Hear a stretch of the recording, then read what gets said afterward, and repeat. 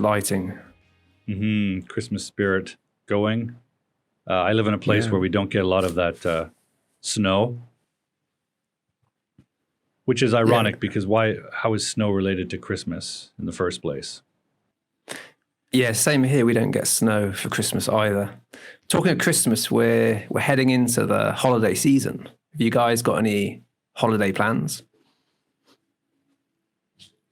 My holiday plans are fairly beach related. Basically, I'm staying here in the Canary Islands, so it's going to be a relaxed, snow-free Christmas for me. But yeah, I think it's going to be my second Christmas here. I was here a few years ago during a lockdown Christmas, but yeah, I'm looking forward to it. It should be pretty relaxed, bit of time off, and seeing the family via WhatsApp.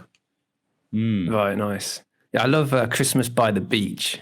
We also have that here in Valparaiso. Yeah, talking of family, my parents are coming to Chile in the second half of January. So I'm looking forward to taking off a month from work to spend some time with them and show them around and everything. I'll be in Japan for the next month, starting Wednesday.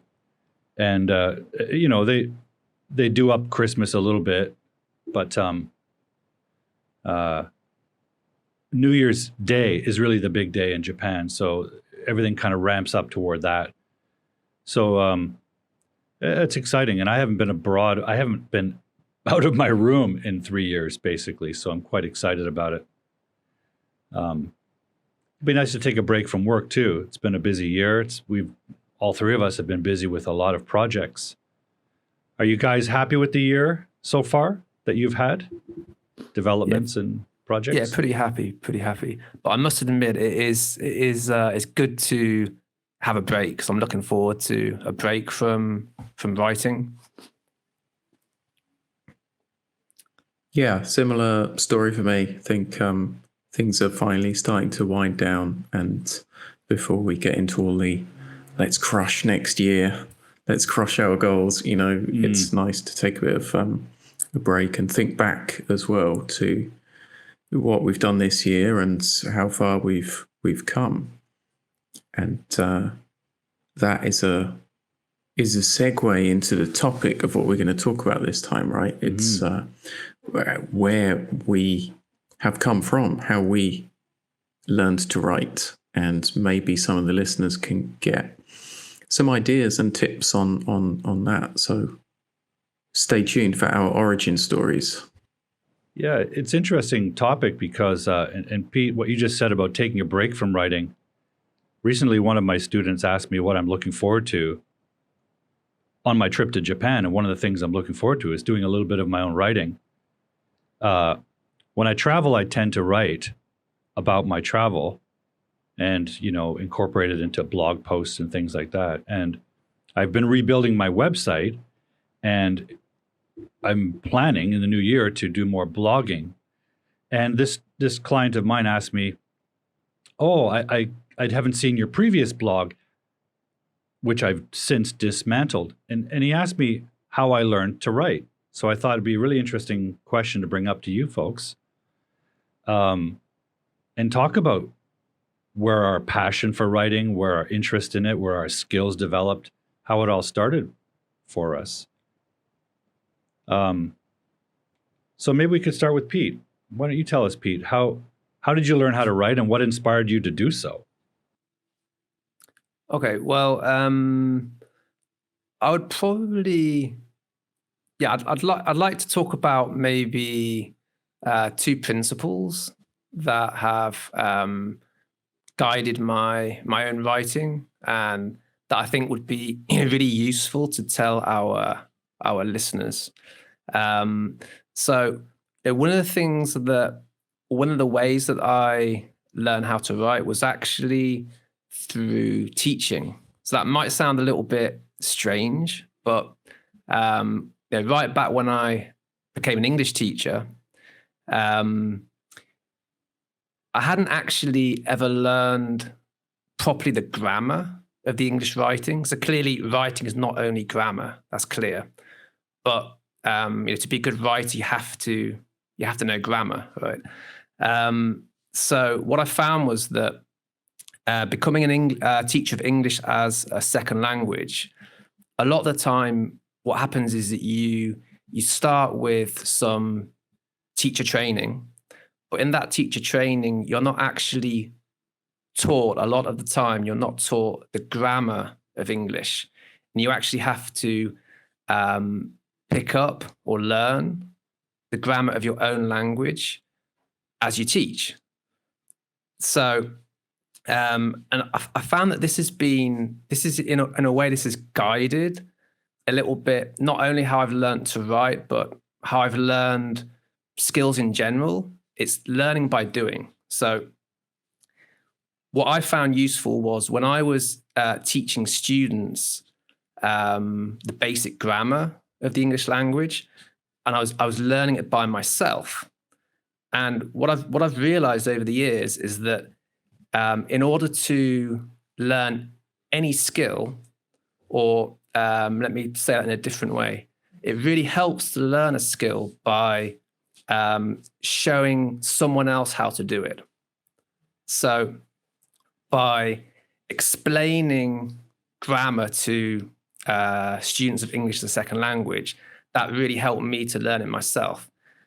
I think the concept is, it's best explained in this way, that, in order to really understand something, then you have to be able to explain it very clearly to someone else. So what I wanted to say to our audience is that I'm not saying, okay, become a teacher. That's the way you're going to learn how to write. But what I am saying is that if you join some group coaching sessions, or if you join a community, and in those sessions or in that community, if you can actually collaborate with other learners, because everyone has different strengths. So you'll find that there's some aspects of writing that you are better at and some aspects that you are worse at. But you can help others with some aspects of writing, they can help you with others. And by explaining different aspects of writing, you're going to understand better yourself. And also, and maybe, I know that Phil has got an amazing community that he's building, so he can maybe come in and talk a bit more about this. But in a community, if you help others, then they will want to help you. And the same works in group sessions, that, you kind of, everyone supports each other. And that becomes much more powerful than trying to go it alone. So yeah, just to sum up, a couple of tips I would say is, one, join a community of writers, and take some group coaching sessions. Be an active learner, participate. And the phrase that I like is give more than you receive, because if you aim to give more, then people will naturally want to help you. What do you think, Phil? I think that's so true in many aspects of our lives. Our digital lives now is like, as consumers, we see people doing well and we think, oh, I want to copy that and do that and get what they have. But really, they've built that up by giving more than they receive, and certainly practicing or learning by doing. So yeah, I definitely agree that, like, learning by doing, you could even incorporate into that, like, just practice writing, practice different forms of writing. I think some students or learners get stuck with one form of, like, oh, I want to be a copywriter, so I'm just going to sit here and, copy out David Ogilvy's book, or like translate this email sequence. By practicing different forms and making it a daily habit, or at least a very regular habit, that can definitely help. And I also liked what you said about swapping critiques or working with others in a group. Without feedback, we can't improve what we've got as writers. And so many of the writers in my community and people I work with are able to give each other constructive criticism and really detailed feedback, even though they're not first language speakers. So be confident enough in your abilities to help other people and to give them useful criticism and feedback, and you'll receive that yourself. And that can definitely help you level up your skills. Long before that, guys, I'm wondering, because you're both from the UK, when you were in elementary school or high school or middle school, did you have what introduced you to writing? Was it like a composition class? Was it a reading? Do you remember being sparked by writing in some way? I wanted to talk a little bit about this actually, because my origin in terms of writing is based on the school system in the UK, and what I think is I received a very good education in writing. Compared to people of different backgrounds, I feel very lucky to have been a part of that. And it was the public school system or the state school system. But two things that greatly helped me. One was the kinds of English language classes that we did in school, and the focus in the UK on long form essay based answers. So you're taught how to construct rhetorical arguments, clear thought, paragraphs, and more than the nuts and bolts of grammar. So I think that's probably the best start you can have in terms of writing before you get into the creative stuff, or social media copywriting or SEO content writing, whatever. Having a basis in writing a good essay, I think, is crucial. And I did a subject at university. I studied history, which is largely essay based.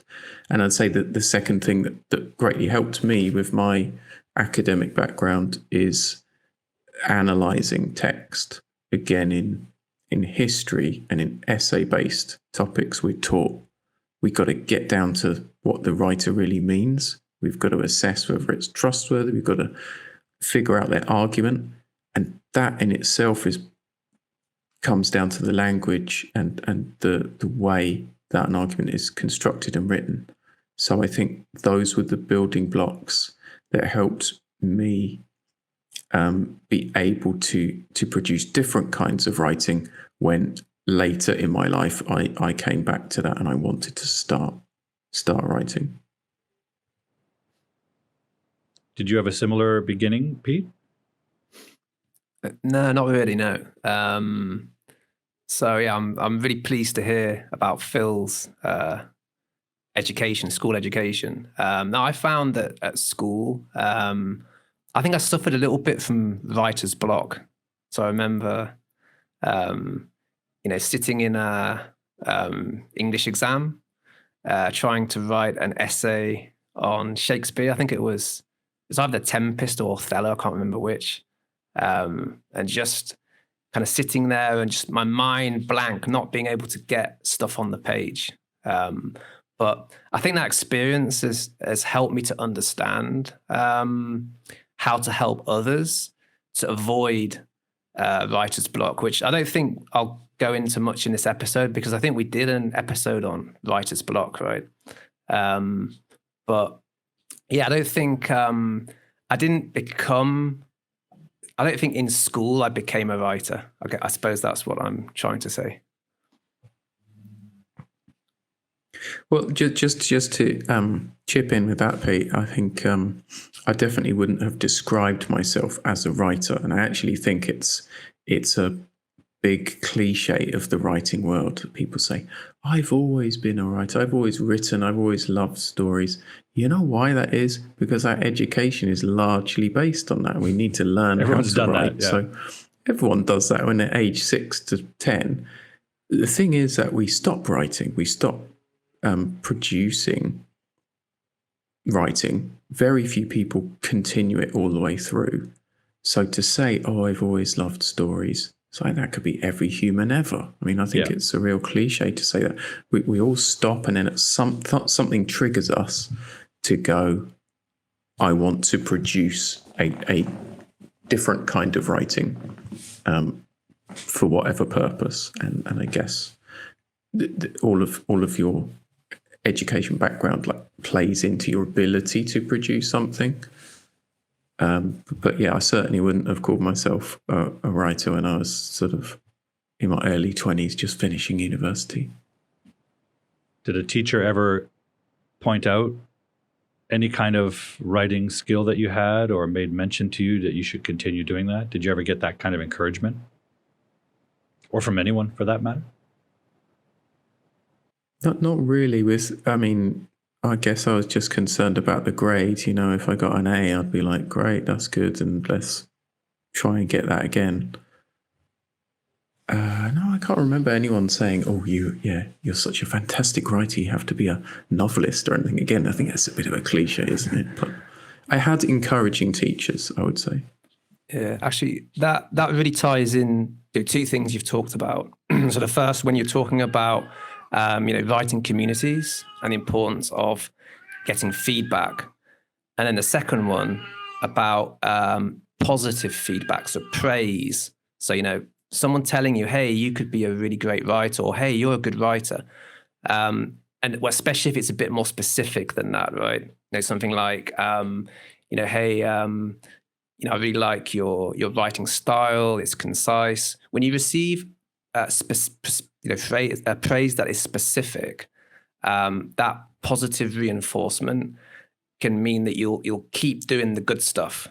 And this is kind of ties in with I mentioned I had two principles. So if I may, the second one is, so it's what I like to call input practice loops. So what I mean is that input can be feedback, and it can also be learning about writing, which we talked about, I think, in another episode.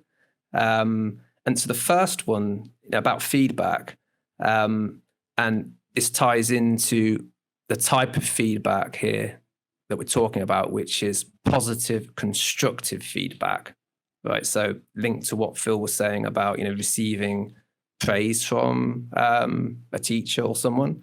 So I remember, actually, this was when I was doing my teaching diploma. This was back in 2014. So, I received some, what I would call positive, constructive feedback. So what the teacher said to me was, hey, it's really clear that you're a good writer. But she said to me, what I would say is that it seems to me that your writing is too formal. It's too academic. She said to me, remember that you're writing for teachers. So what she meant was, because in this case, the only people who were going to read my work were the teachers. I wasn't going to publish this essay in an academic journal or anything. So that really helped me to, first of all, I felt good because she'd complimented my writing, but it stayed with me. So what she said about, remember your audience, you're writing for teachers, you're not writing to publish in an academic journal. And that really, I took that on. And since then, I've always been very aware of my audience. So what I'm basically saying there is that you need feedback, but you also need a certain type of feedback, which is positive and constructive. Instead of, unfortunately, feedback can actually be detrimental. If it's negative, if it's harsh judgment, then that actually can do the opposite. Instead of improving, you might lose confidence, right? So that's the first thing, and the other part, just to finish, is learning about writing. So what I found very useful in my own experience as a writer is combining writing with learning about writing. So this loop I'm talking about is so it's input and practice, input, practice, input, practice. It can be feedback. It can also be writing courses, reading blogs about writing, reading books about writing. And what's happened to me is that when I do that and I combine that, I do that between writing practice, it means when I'm writing, those concepts are at the front of my mind. So, whether it's about word choice or style, that's at the front of my mind when I'm writing. So I'm applying those things that I am learning about. What do you guys think about this idea of practice feedback or practice input loops, like combining the two things? It's the theory and the practice, combining them continuously to develop writing skills. I have a very similar, I wouldn't say it's a system, but a principle or a diagram, which I often show people, which is like a circle, a loop of these three things: practice, feedback, and learning.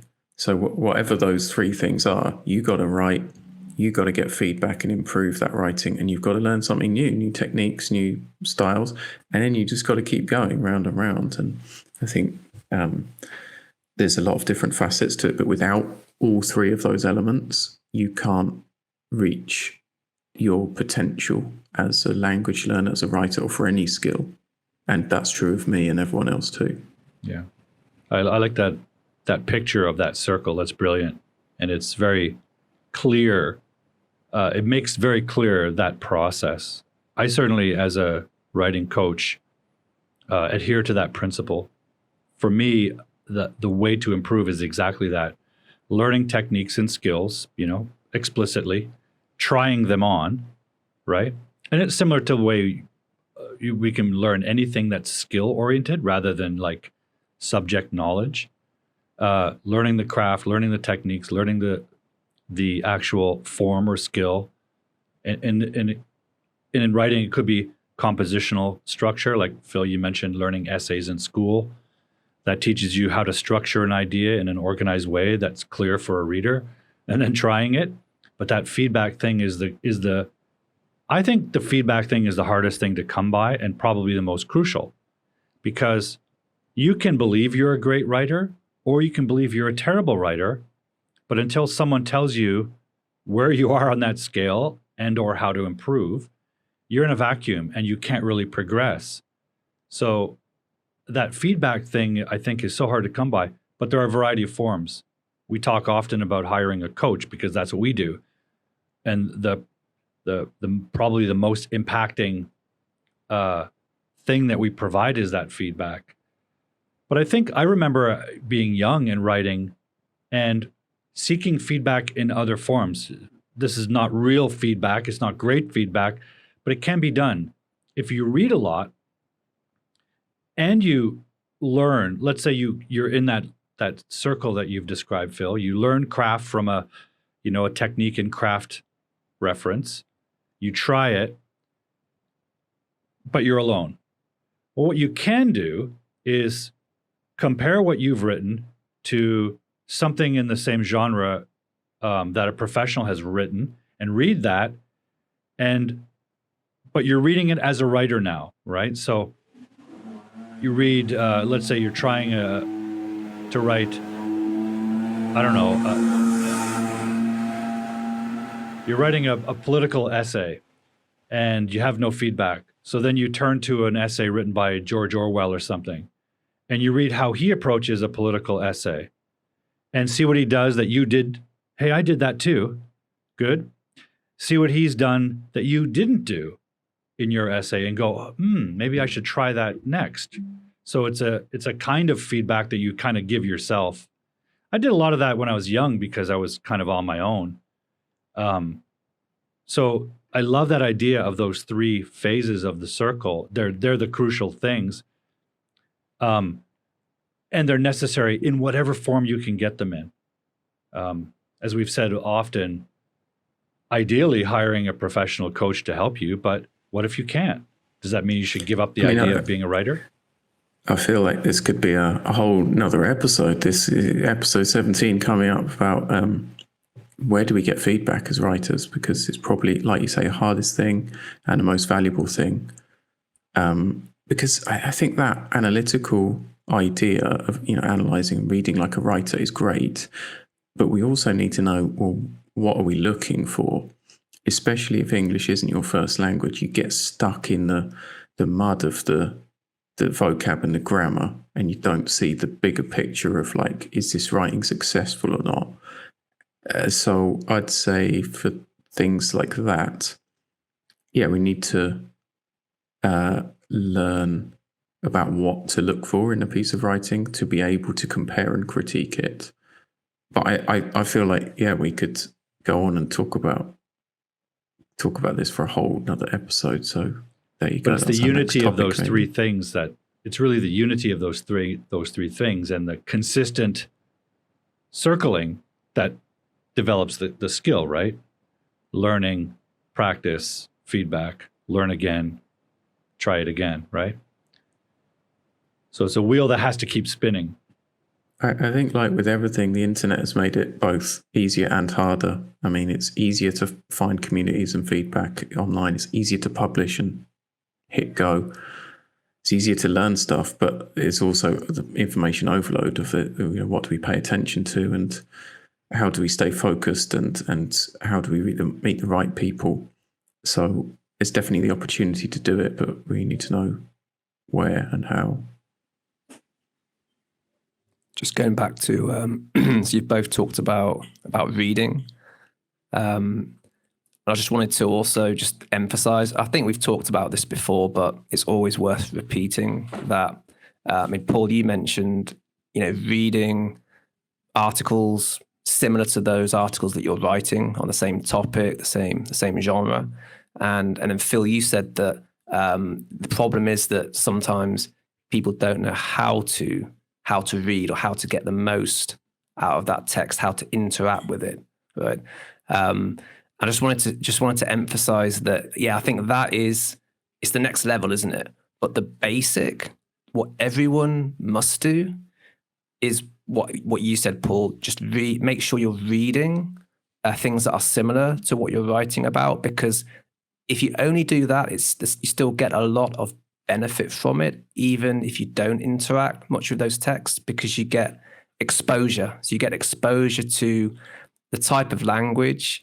So thinking about very basic level collocations, so phrases, word combinations that frequently, naturally go together in English, you get exposure to that all the time when you read.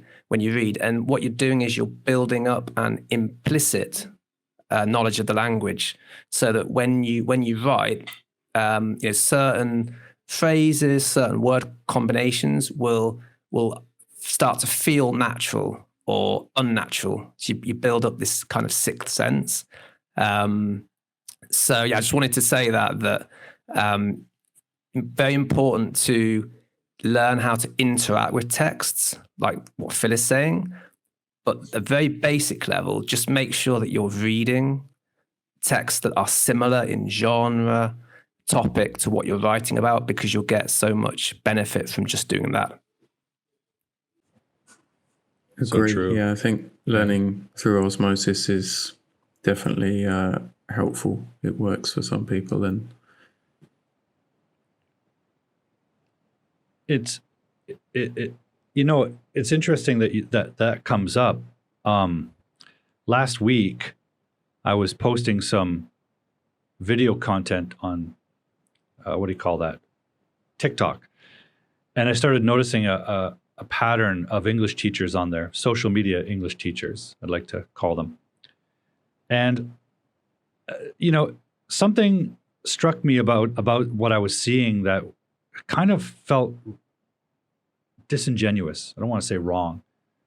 So on my last live stream of my live streaming season on Friday, I sort of opened the show with a little bit of my commentary on that. What I thought was, I noticed a lot. Let's bring Phil back. I had noticed a lot of social media English teachers saying things like, if you're learning English, don't study grammar. Because native speakers don't study grammar, they learn by absorbing. And I saw this video repeated by any number of English teachers. I started thinking about that, and I thought, is that really true? Or do English teachers, being adults, have they simply forgotten their elementary school education?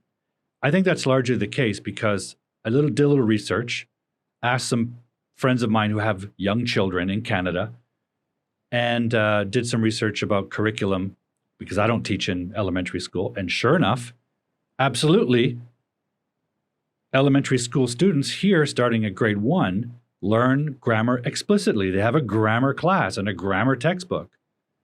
Very quickly, though, they move into reading and using what they're learning, and they've absorbed those things to whatever degree they did because, different students have different level of achievement and focus. And then they have a lifetime of absorption, a lifetime of input, which, by the way, our multilingual students don't have. They don't have that time. So I always recommend a bit of overt grammar study as an adult learner or a second language learner because you don't have that lifetime of use, input, and feedback from parents, teachers, friends. Friends correct each other when we're kids. And, the pop culture and the cultural landscape, which reinforces or tells you that you're doing something wrong just by exposure. But it's a lie. I'd also jump in there, Paul, just to make a very quick point, which is that speaking and writing are different. So the whole, ignore grammar, that works for speaking because we're concerned about having a conversation, being understood and being fluent. That's what makes you a good speaker of a language. But writing, when it's published, must be accurate and we hold it to a different standard. So if you are a writer, professional or not, you need that accuracy. Absolutely. I just thought it was, I wondered why they keep saying this in these videos. And it's probably because, and I know this from my own experience working with other English teachers, and many of them are uncomfortable with their own knowledge of grammar, uncomfortable teaching it, uncomfortable being asked about it, and that's fair. And so there's a bit of a movement that I think teachers have created that justifies eliminating grammar instruction from the curriculum because they're uncomfortable with it. So to justify its removal, they come up with this theory that, well, we don't learn grammar in school. Well, that's not true. We absolutely did. And actually, the more I recalled it and talked with my mother, yeah, absolutely. And I started remembering grammar class and my grammar book as something I mentioned on Friday. When I was in kindergarten, I distinctly remember looking up at the grade 1s and 2s who would walk around school with a book under their arm. And I thought, that's the coolest thing in history, man. I want to walk around school with a book under my arm because I love books. And sure enough, that book turned out to be the grammar book of grade 1. But I don't know where I was going with that rant, but it's something that came up about the importance of grammar. And absolutely, with writing, it's more essential. It has a higher obligation to be clear when it's read, right? Because you can't check with the writer what they meant. I'm imagining a grade 1 Paul Duke with the full grammar detective coat and the jacket and the hat on, walking around with a book under his arm. Yeah, almost. almost the story, yeah. But what about you've talked about grammar and its importance. When did you start writing seriously and how did that come about? Yeah, like you've described, the Canadian education system is modeled on the British. So our public schools, I was fortunate to have an excellent education in public school. A lot of focus on reading, writing, and composition. Most of my classmates hated reading. I loved reading. Couldn't get enough of it. My father was an avid reader. We had lots of books in our home. My mother, instead of hiring babysitters, would often just drop me off at the local library, and I'd spend a whole day there on a weekend. And the librarian knew me and watched out for me and let me roam free in the library, including in the underground archives. And so I developed an early love of books and read voraciously, to the point where in school, whenever books were assigned or things were assigned for us to read, I probably had already read it. And so the teacher would just send me to the school library to choose a selection for me to read. So everything was rooted in reading for me. And no doubt that developed my ability to at least think in English. I remember early opportunities to write compositions and loving the feeling of being at home, and instead of reading textbooks and memorizing stuff, actually being able to write an idea down. That felt very empowering to me. In high school, for me, that was the best thing, was having an opportunity to express an idea or an opinion or tell a story if it were a creative writing piece. And I did get some really good feedback from a couple of teachers. Sometimes they might read something I'd written in class, and that would be very embarrassing because I wasn't a very social person. But I did get that encouragement. But I'm also one of those people who left it all behind for a long time, got distracted with other priorities and things. I always read. I always had books in my life. It wasn't until probably late 1990s, I realized what I was going through a bit of a life crisis moment, and what am I going to do, and what unhappiness with where I was. And I determined that something had been missing from my life for a good 20 years, and that was reading and writing. And I decided to let that back in my life, started reading more, and started writing. Because I also had reached the point where I'd read a lot and now had my own ideas about life. I was an adult, had my own things that I wanted to say. And this is something I tell students about university life in particular, but life in general. Most of the time, nobody wants your opinion. Most of the time, no one's asking you for an opinion. And if they do, they want like a short 1 or 2 sentence response. So if you have a chance to write an essay in high school or university, it's a precious opportunity to state your idea with elaboration. So late 90s, I started writing again, and creative writing and also sort of essays and what might be articles. And this was before blogging and really the internet had developed. And I had another friend who was also returning to writing in his adult years, and we started comparing, and we decided, hey, let's really work on this. After a while, it occurred to me that I might be passionate about writing. I might now have the means to post it on a website or something, but I had no idea if I was any good or not because I wasn't publishing. So one of the reasons I went back to university in my 40s was to test my writing with experienced and professional writers. I wanted feedback to tell me, keep writing, Paul, you're onto something, or give it up, you're absolutely delusional and your writing is terrible. I wanted to know either way.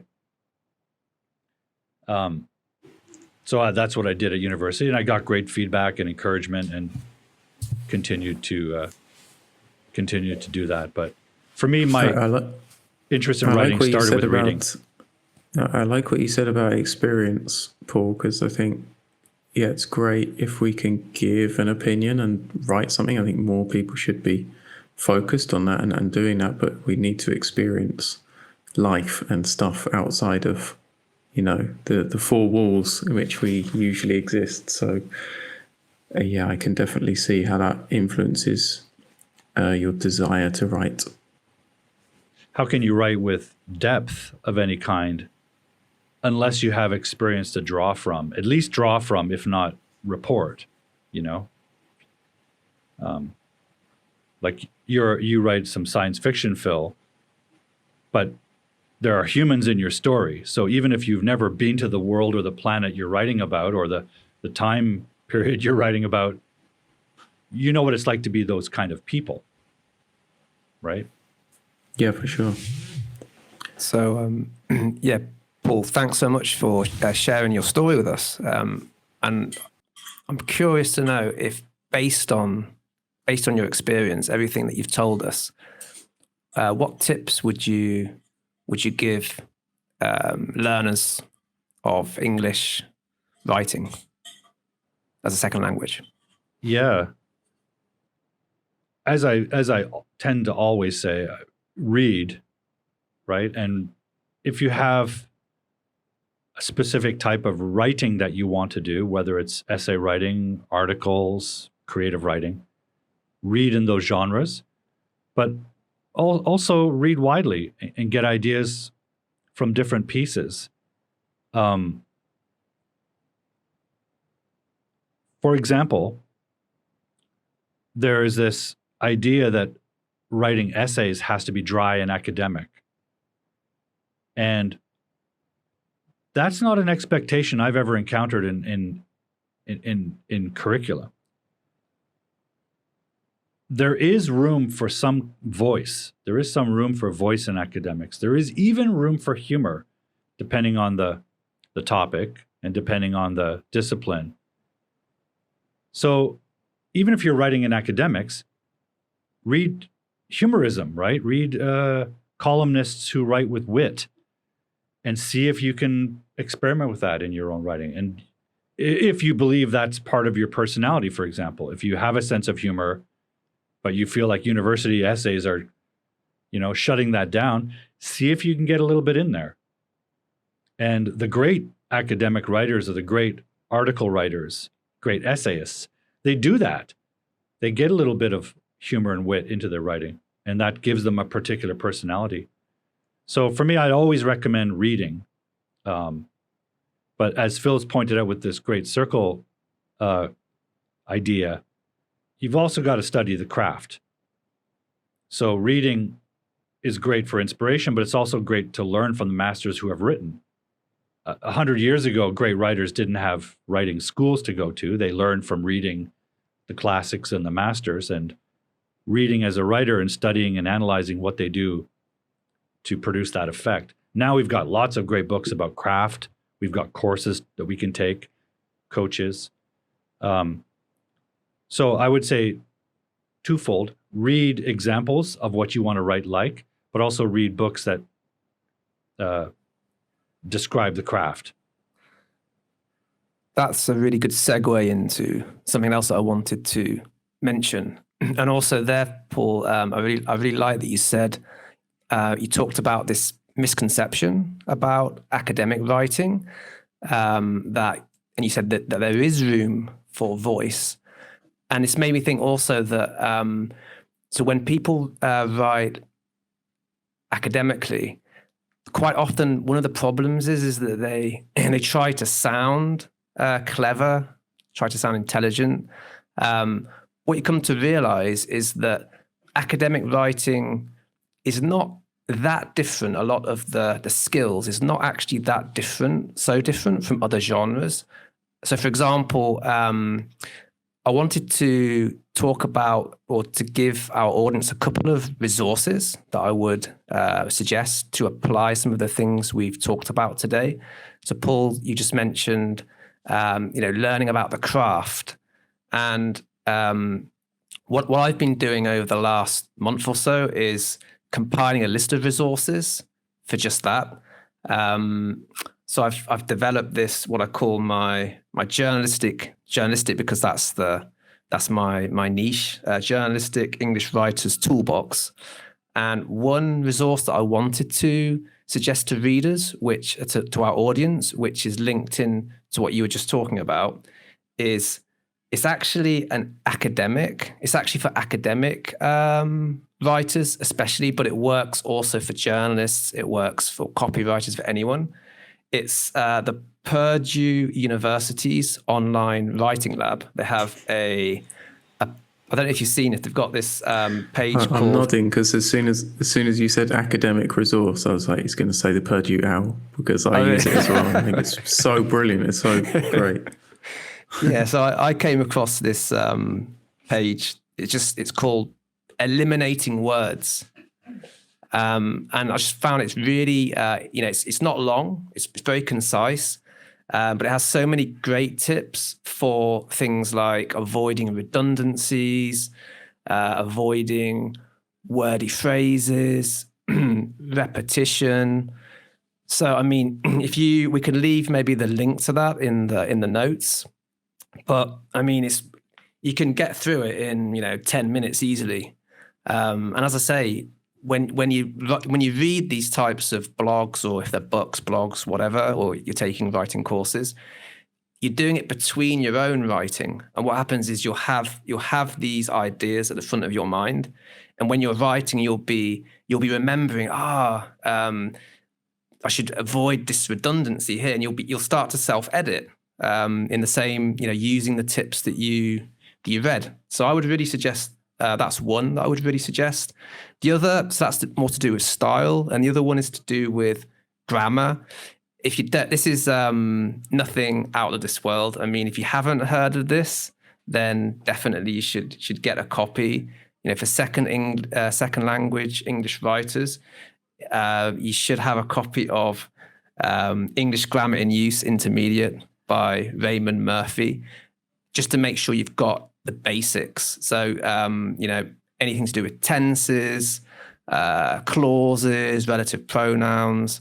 It's really well explained with exercises. You've got the answer key at the back.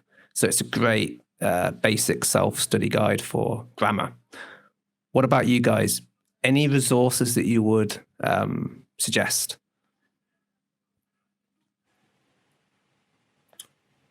Well, you're putting me on the spot here. I mean, resources for what exactly? Could be style. Style, grammar, word choice. I mean, anything that you've come across that you think, hey, so we've been talking about learning about writing, learning about the craft. Anything that you would throw out there off the top of your head that would be useful for our audience? I mean, I've got a resource sheet of a huge number of different tools, like digital sites and tools that you can use. I think Paul and I talked about the Parts of Speech one, which is partsofspeech.info. You can just paste a sentence or a paragraph, hit go, and it will colorize the different parts of speech. So if you are struggling with what kind of word is that, that can really help, because you can then extrapolate how we form sentences. If you paste in great writing and you're like, well, that's a long sentence, but it's easy to understand. How is it built? You can look at things that way and reverse engineer text. So yeah, I think a lot of the time we're told, and I liked that you mentioned that eliminating wordiness page, because we're told cut the fluff, write for a 5-year-old, keep it simple. It's like, that's fine, but it doesn't tell you how to do things. And that's what learners need, is like a guide of what is wordy? Oh, well, it's using a bunch of prepositions in a sentence, when there's another way to formulate a sentence with fewer prepositions. So let's go for that. But I mean, I'd recommend that all the people listening, all the writers that are listening, build some kind of bank, page, sheet, library themselves of these resources that are easy to access, and where they are, and you can go to it in a second. Because the problem of you getting stuck with not generating text, or having text that you don't know, why it is or isn't working, that's what you need, is like, oh, hey, I can quickly go there and check it, or, oh, where can I find this out? How can I assess whether this is good? Yeah, maybe we can come up with a short list of online resources or texts that we recommend. We can add that to the show notes on our shared document. But I have one more question for you guys before we get going. we talk about a lot about Fire our away. different genres. Sorry, Phil? I said fire away. Yeah. We talk a lot about the distinctions between the work we do. And there's overlap, obviously. For example, I work with what's called academic writers, who are what? They're high school or college students writing essays. Well, what's an essay? In academics, an essay is just a streamlined piece of writing that's focused on answering a question or making a point or explaining an idea.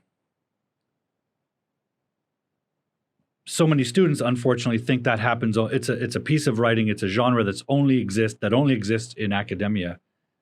Out in the real world, we call them articles, right? A newspaper column, an essay, a political essay, a historical essay, all that stuff you might read in any number of magazines or journals or whatever.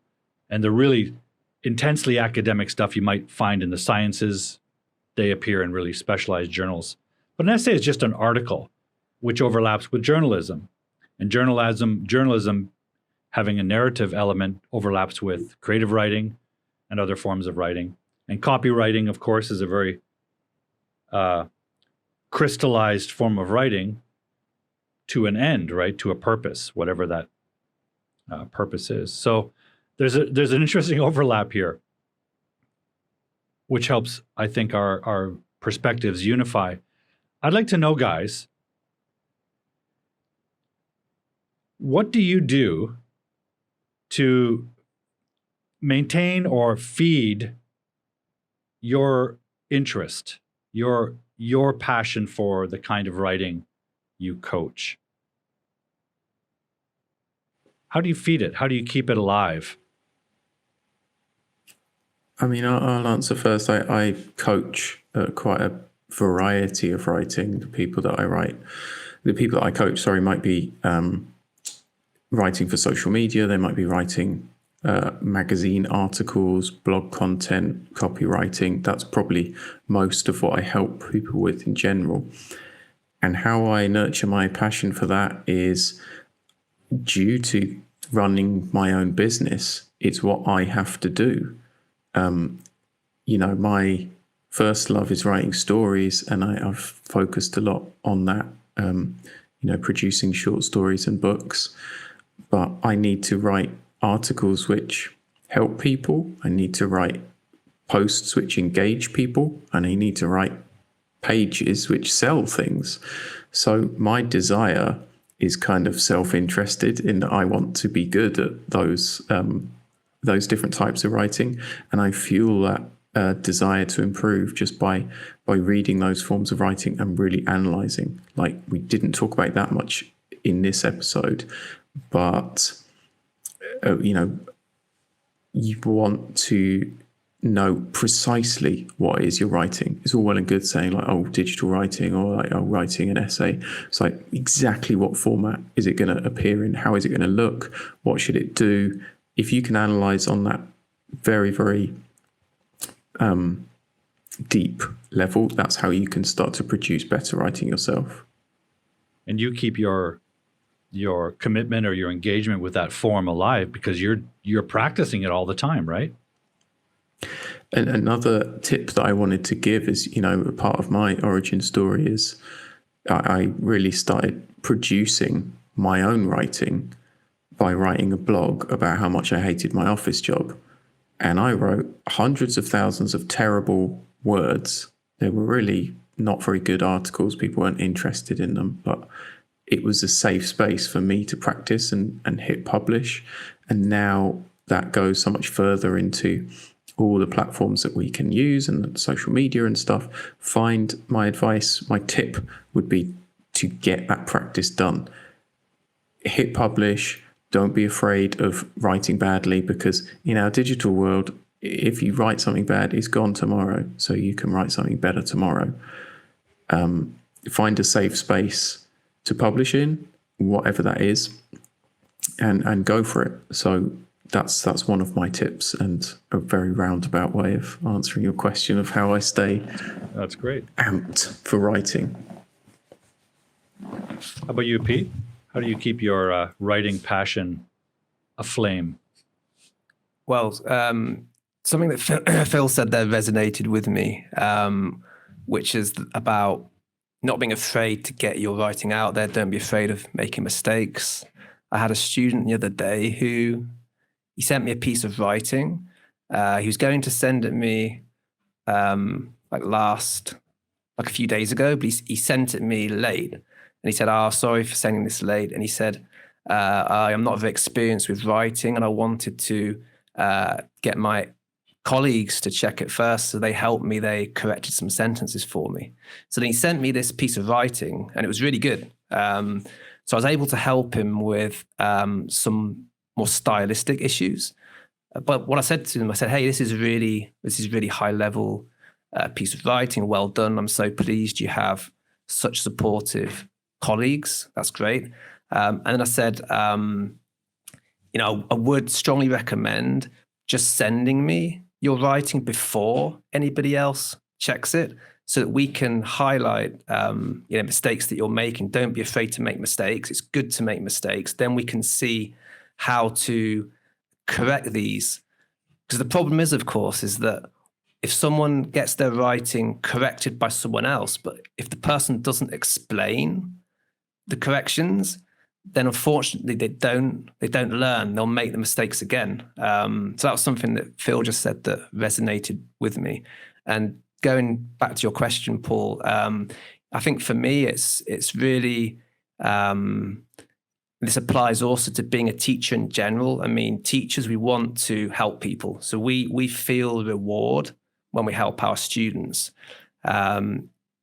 In my specialized area of helping journalists with their writing, it works the same way, except that there I feel doubly rewarded because I feel like I'm helping with something that is not widely available. So it's difficult for journalists, second language English journalists, to get help that is specialized to journalists. So that, I mean, there are so many English teachers, right? General English teachers, but to find someone who is helping with something that's so specific is not easy. So then I feel, for me, it's a double reward that I'm able to help, because in some students have come to me and said, "Oh, I've been looking for a teacher like you for ages," and they couldn't find anyone because there's a lack of teachers that help with that specific niche. But yeah, to summarize, basically, it's, as a teacher, it's helping students. That's what rewards me and then gives me the fuel to keep helping. That's really interesting. Awesome. Sounds like we're all fully fueled, ready to go. Launch into the new year. Yes, let's make it a good one, guys. Well, if I don't see you guys, have a great holiday period, and Happy New Year. Happy New Year. Happy New Year to you and to all our audience as well. Yes, thank you to everyone for listening and watching us all year. And we'll see you in 2024, right? See you there. See ya. Cheers, guys. Cheers.